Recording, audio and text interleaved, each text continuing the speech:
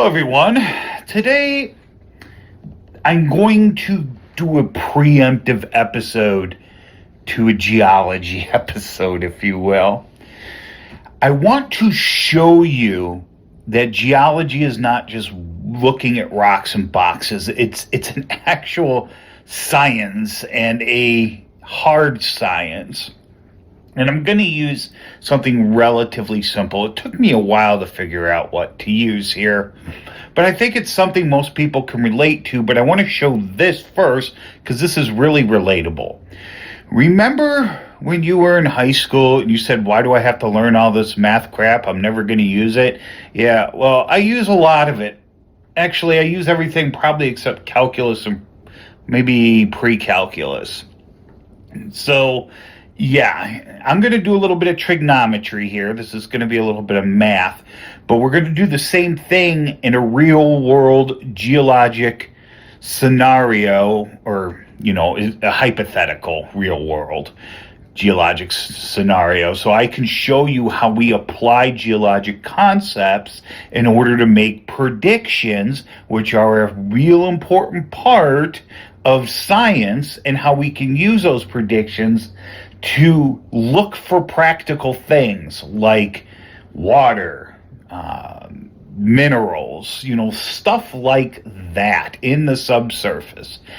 Okay? And I'm going to do something similar to here, but I want to show you this because I think more people are familiar with it. Just one thing, I just want to show you that the most common tool I use for this, I'm going to show you trigonometry, but I solve everything graphically. It's faster, I'm less likely to make an error, and that's going to come into the next episode when I was ripping my hair out while I was using my calculator and consistently getting the wrong answer, even though I knew I was putting in the equation correctly. Yeah, let's just say it reminded me of why I solve things graphically and not on the calculator. It also helps you visualize what you're doing. But we're going to do not calculus, but we're going to calculate something, but we're also going to use a little bit of visual. Okay, and in geology, we use this kind of protractor a lot. And this might actually be the exact same one I use. You notice it only goes up to 90 on each side. The reason for that is because that's all you're ever going to really use, since we do everything relative to north, and you do quadrant, you don't need to worry about the rest of the circle. You just need 0 to 90. Now, how we use this, say I was going to draw a strike and dip on a map, for those of you that know what that is, or anything, I would just position this and I would draw a line here. And the good thing about this compass, or protractor, is that now that I have my line drawn, I can just rotate this to the degree I want when it crosses that line or is on that line. Then I can just draw another line. Now I've got a perfect angle. It's not like the ones you used in grade school that were actually really overcomplicated. And these are transparent. You can see through them. So you know exactly where it'll be. They're really a great tool. Anyway, let's get back to this. Okay, here's the situation. My parents, they went away on a week's vacation. They left the keys to the brand new Porsche. No, just kidding. Anyway, I'm sorry, I'm old. Yeah, old people do that stuff. So here's this section of ground.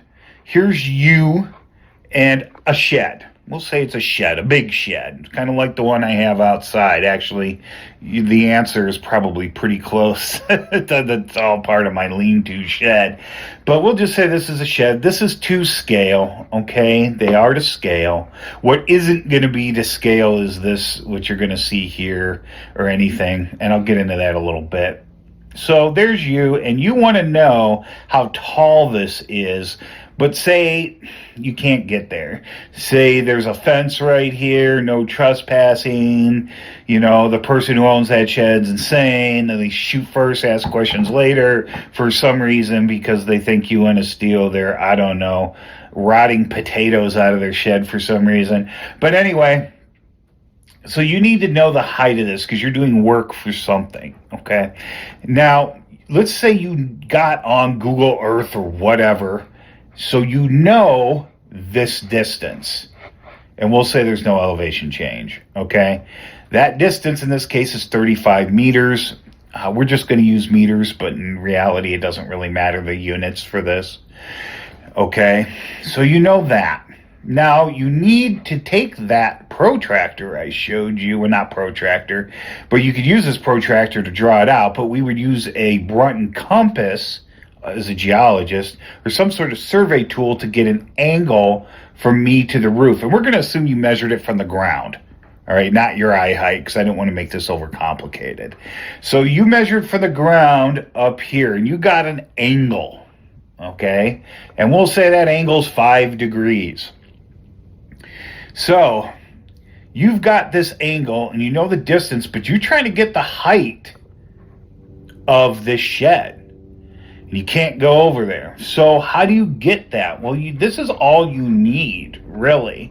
And we're going to do a little bit of trigonometry here. I'm not going to go deep into it or anything, but you have your H, A, and O. What are those? Hypotenuse, adjacent, and opposite. And this is where SOHCAHTOA comes in, for those of you that know what that is. And we have our angle here. Our hypotenuse is always going to be the line that does not form the 90. Okay, regardless. And since our angle's over here, this is our opposite because it's opposite our angle. And this is adjacent because it's adjacent to our degreed angle here. The degrees that we know. We know this is 5 degrees. Okay, that's how you get that. And SOHCAHTOA tells you how you can set this up.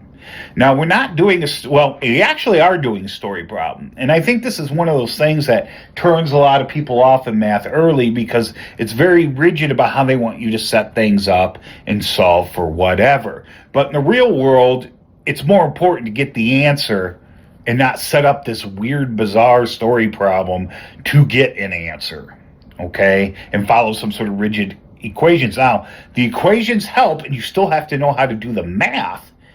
And this is the kind of thing where this comes in. You need to think. So remember, you have your degrees here. We're going to use degrees, by the way, clearly. And you have your distance. So now we know we use SOHCAHTOA. How do we know that? Well, we're not going to solve this any other way. This is trig. You could graphically, but other than drawing this out, you're not going to solve this any other way. Okay?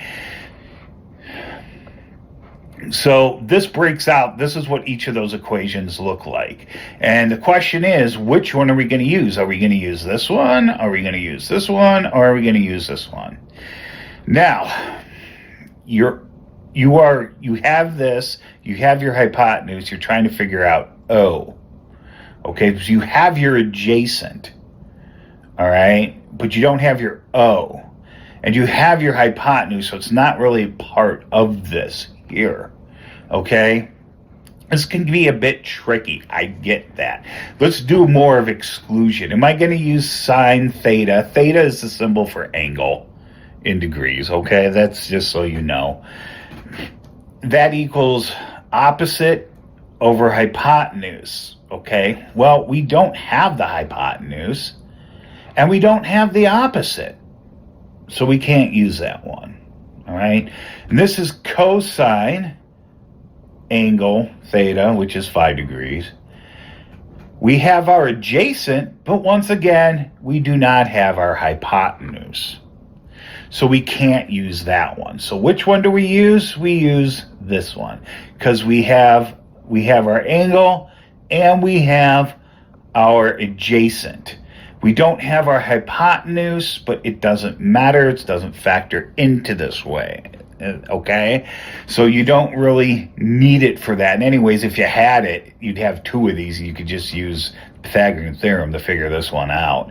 This is if you don't have those. And we want to use the equation with the least amount of variables, one variable, which will be O. Now we obviously can't do this because we don't know what O is, so you have to do some algebraic manipulation. What do? Well, we need to get that O opposite alone. So in order to do that, we multiply by A, and whatever you do to one side, you have to do to the other, and that gets rid of this whole thing. I should have drawn the line all the way up, but I didn't.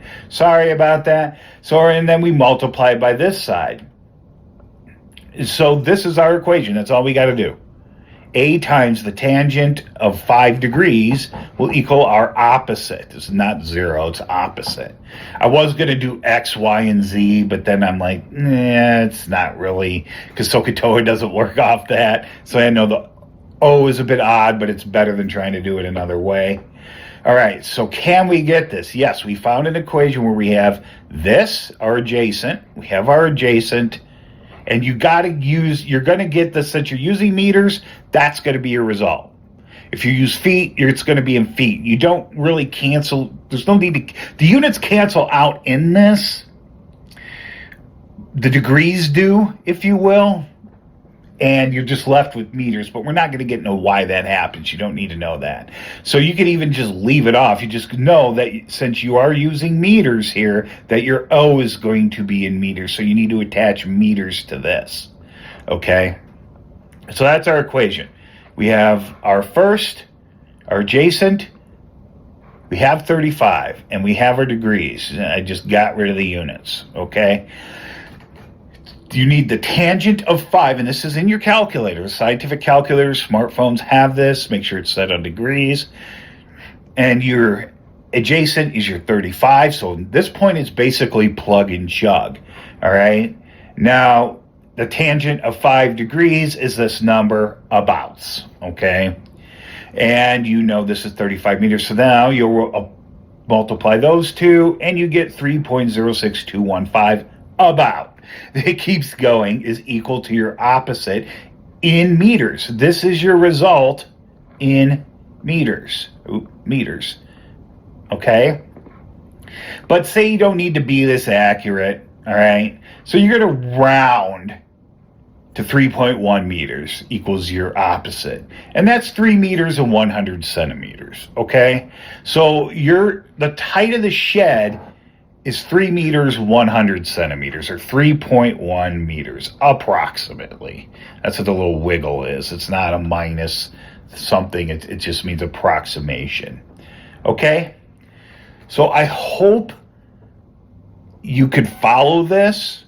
I hope that was helpful. And this episode is going to help you understand my geology one, which I'm going to do here, but it's going to be subsurface. We won't be using the tangent, all right? We'll be using another one. Now, I would just draw this graphically, personally, after I took the measurement. I would bust out a piece of paper, my protractor or pen, and I do it that way. The reason why I do things graphically, and I'll say this again, probably when I do the geology one, is because that way you're not going to get 3.06215, but who cares? But what you will do is you'll be able to see it, and you'll know this angle is significantly smaller, or this length is significantly smaller than these two.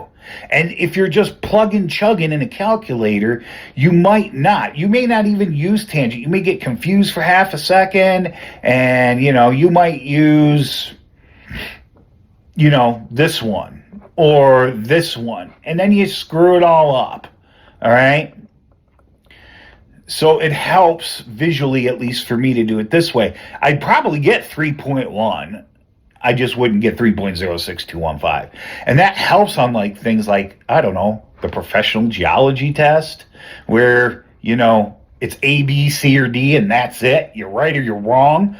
Because if you use the improper, use flip, sine or cosine, or do this weirdly, overcomplicate it, whatever, you could get the wrong answer, not realizing you picked the wrong equation in SOHCAHTOA, and I guarantee you, probably 3 of the 4 of those are going to be as if someone picked the wrong thing in SOHCAHTOA. Okay. They're not going to have on there, like if your answer is 3.1 meters and you do it graphically and you get 3.2 meters, 3.1 will be on there, okay, or 3.06215. What won't be on there is 3.7, 4.1. It's not going to do that. It's going to be those results if you misuse your angle, okay? But anyway, that's it. I think if you guys have any questions or comments, please leave them below, and I hope you learned something.